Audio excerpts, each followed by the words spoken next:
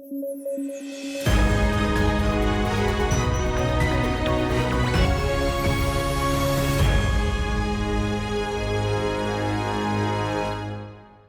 दोस्तों, news at 9 में मैं शिल्पी आप सबका फिर से एक बार स्वागत करती हूं। इससे पहले कि खबरों की शुरुआत करें, आइए हेडलाइंस पर नजर डालते हैं। हादसे का शिकार हुई टाइटन सबमरीन, समुद्र में ही हुई इम्प्लोड। टाइटैनिक टूरिज्म के लिए निकली थी टाइटन। पीएम मोदी ने की इजिप्ट की यात्रा, ऑर्डर ऑफ द नाइल से हुए सम्मानित। G20 में आमंत्रित है इजिप्ट। और सिकल सेल एनीमिया के लिए कलर कोडेड कार्ड्स जारी, मध्य प्रदेश में होगी शुरुआत। ब्लड डिसऑर्डर्स है सिकल सेल एनीमिया।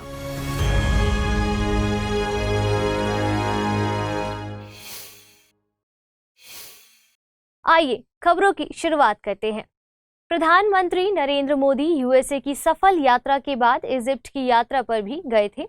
इस मौके पर भारतीय प्रधानमंत्री को इजिप्ट के सबसे बड़े सम्मान और ऑर्डर ऑफ द नाइल से सम्मानित किया गया था। इस दौरान दोनों देशों के बीच 4 समझौतों पर हस्ताक्षर हुए हैं और इसमें सबसे प्रमुख एक रणनीतिक साझेदारी पर हस्ताक्षर रहे। ये समझौते कृषि, ग्रीन एनर्जी, प्रतिस्पर्धा कानून और प्राचीन वस्तुओं से संबंधित है। इस दौरान पीएम नरेंद्र मोदी अल हाकिम मस्जिद और ग्रेट पिरामिड ऑफ गीजा भी गए हैं। इसके अलावा प्रधानमंत्री Heliopolis Commonwealth war grave cemetery भी गए थे। यहाँ पहले विश्व युद्ध के दौरान जान गंवाने वाले भारतीय सैनिकों को श्रद्धांजलि दी। और गौरतलब है कि इस इजिप्ट के राष्ट्रपति अब्दुल फतेह अल सीसी 2023 के गणतंत्र दिवस में मुख्य अतिथि के तौर पर शामिल हुए थे। वे इजिप्ट के पहले राष्ट्रपति हैं जिन्हें भारत के गणतंत्र दिवस में मुख्य अतिथि के तौर पर आमंत्रित किया गया था। सितंबर 2023 में आयोजित हो रही G20 की बैठक में इजिप्ट को गेस्ट कंट्री के तौर पर आमंत्रित किया गया है। और आपको बता दें कि इजिप्ट एक ट्रांस कॉन्टिनेंटल देश है। ये देश उत्तर में भूमध्य सागर और पूर्व में स्वेज की खाड़ी और लाल सागर से सीमा साझा करता है। ये पश्चिम में लीबिया, उत्तर पूर्व में और इजराइल तो दक्षिण में सूडान से सीमा साझा करता है। टाइटैनिक जहाज का मलबा दिखाने गई सबमरीन टाइटन समुद्र में ही इम्प्लोड हो गई। इसमें बैठे 5 टूरिस्ट की इस दुखदाई हादसे से मौत हो गई है। हमने इस घटना को 21 जून के न्यूज एट 9 में कवर किया था, तब पनडुब्बी लापता थी। अब इस हादसे की खबर के साथ इसकी वजह भी सामने आई है। टाइटन एक सबमर्सिबल सबमरीन थी। ये आम सबमरीन से अलग होती है। इसकी ताकत सीमित होती है और इसे समुद्र में नीचे जाने और ऊपर आने के लिए एक जहाज की जरूरत होती है। इस हादसे की वजह सबमरीन का इम्प्लोड होना बताया जा रहा है। इम्प्लोड का सरल भाषा में मतलब ये होता है पिचक जाना। इम्प्लोजन एक्सप्लोजन का ऑपोजिट होता है। एक्सप्लोजन में बल बाहर की तरफ और इम्प्लोजन में बल अंदर की तरफ लगता है। जब सबमर्सिबल समुद्र में बहुत गहरे में जाते हैं तो अपनी सतह पर पानी के कारण बहुत तेज दबाव का सामना करते हैं। तब सतह पर पानी के चलते लगने वाला दबाव इसके सहने की क्षमता के बियॉन्ड हो जाता है, तो एकदम तेजी के साथ इम्प्लोजन होता है। विशेषज्ञों के मुताबिक अंदर बैठे यात्री किसी भी तरह का दर्द या वे महसूस नहीं कर पाए होंगे कि किसी चीज ने हिट किया है। ये एकदम से होने वाला हादसा था। आइए अब आप सभी के लिए एक जरूरी सूचना। Study IQ IAS Hindi team P2I यानी प्रीलिम्स टू इंटरव्यू बैच लेकर आई है। इसकी शुरुआत 19 जून 2023 से शाम में 6 बजे से की जा चुकी है। इस कोर्स में एडमिशन की लास्ट डेट 30 जून है। इस कोर्स में प्रतिदिन 2.5 से 3 घंटे की नियमित कक्षाओं के अलावा प्रिंटेड नोट्स, PDF, मुख्य परीक्षा हेतु उत्तर लेखन कार्यक्रम सहित बहुत ऐसे उपयोगी फीचर्स शामिल किए गए हैं।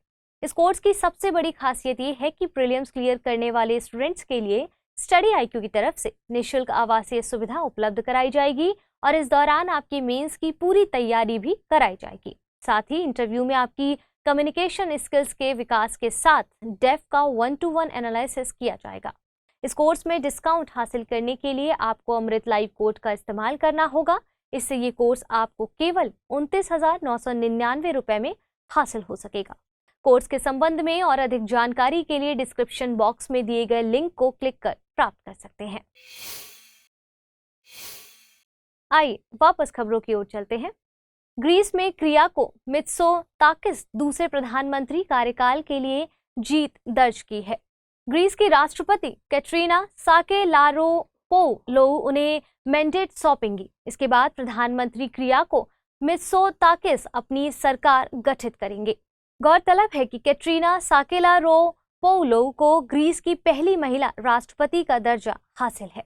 आपको बता दें कि भूमध्य सागर में स्थित ग्रीस वॉल्कन पेनिनसुला के दक्षिण में स्थित है। ये देश अपनी सीमा बुल्गारिया, अल्बानिया, तुर्की और उत्तरी मकदूनिया से साझा करता है। ग्रीस समुद्री सीमा साइप्रस, इजिप्ट, इटली और लीबिया से साझा करता है। ग्रीस अपने प्राचीन दार्शनिक प्लेटो, सुकरात, अरस्तु और पाइथागोरस के लिए प्रसिद्ध है। पश्चिम में ग्रीस की लोकतंत्र की जन्मभूमि के तौर पर जाना जाता है। ग्रीक्स को ओलंपिक गेम्स और थिएटर के आविष्कार के लिए जाना जाता है और भारत और ग्रीस के कूटनीतिक रिश्ते साल 1950 से हैं। 2015-16 के आंकड़ों के मुताबिक दोनों देशों के बीच 445.23 मिलियन यूएसए डॉलर का द्विपक्षीय व्यापार था। दोनों ही देश यूएन रिफॉर्म और साइप्रस के मुद्दे पर एक राय रखते हैं।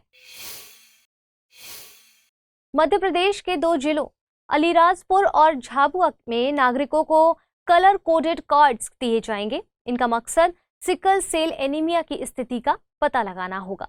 इन कार्ड्स में 4 बॉक्स होंगे। अगर 2 बॉक्स को येलो कलर किया गया है, इसका मतलब ये है कि व्यक्ति सिकल सेल एनीमिया का कैरियर यानी वाहक है। अगर व्यक्ति सिकल सेल एनीमिया से पीड़ित है तो चारों बॉक्स येलो होंगे। अलीराजपुर और झाबुआ मध्य प्रदेश के जनजाति बहुल जिले हैं। इस तरह का प्रयास राष्ट्रीय स्तर पर भी किया जाएगा। गौरतलब है कि साल 2047 तक सिकल सेल एनीमिया के उन्मूलन का लक्ष्य रखा गया है।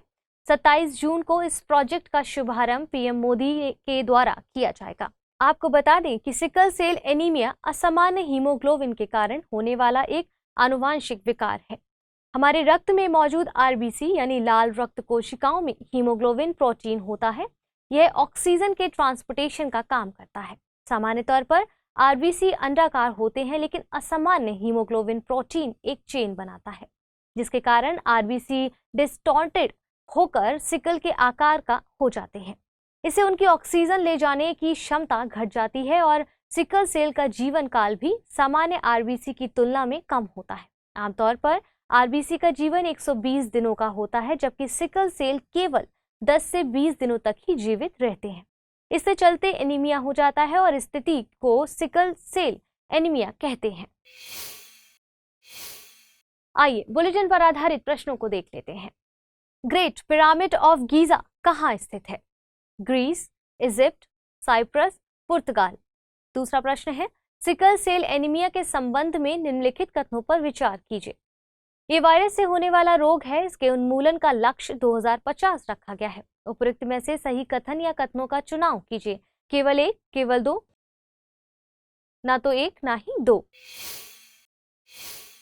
आइए पिछले बुलेटिन पर आधारित प्रश्नों को देख लेते हैं। NATO+5 में निम्न में से कौन सा देश शामिल नहीं है? Israel, Japan, Pakistan, Australia, Bharat, UAE. नीचे दिए गए कूटों का प्रयोग कर सही उत्तर चुनिए। 1 2 3 2 3 4 3 5 6 2 4 6। सही जवाब है विकल्प सी। दूसरा प्रश्न था, ग्लोबल जेंडर गैप इंडेक्स 2023 के संबंध में निम्नलिखित कथनों पर विचार कीजिए। इसे विश्व आर्थिक मंच के द्वारा जारी किया जाता है। 2023 के इंडेक्स में पहले स्थान पर नॉर्वे है। भारत ने 135वीं रैंक हासिल की है। उपरोक्त में से कितने कथन सही हैं? केवल 1, केवल 2, सभी 3, इनमें से कोई नहीं। विकल्प ए यानी केवल एक ही कथन सही है।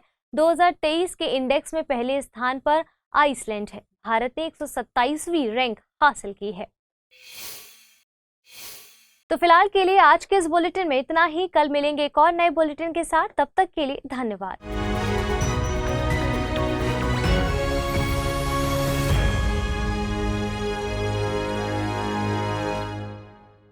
हिंदी में यूपीएससी की तैयारी से संबंधित प्रोग्राम्स को देखने के लिए सब्सक्राइब करें स्टडी IQ IAS हिंदी।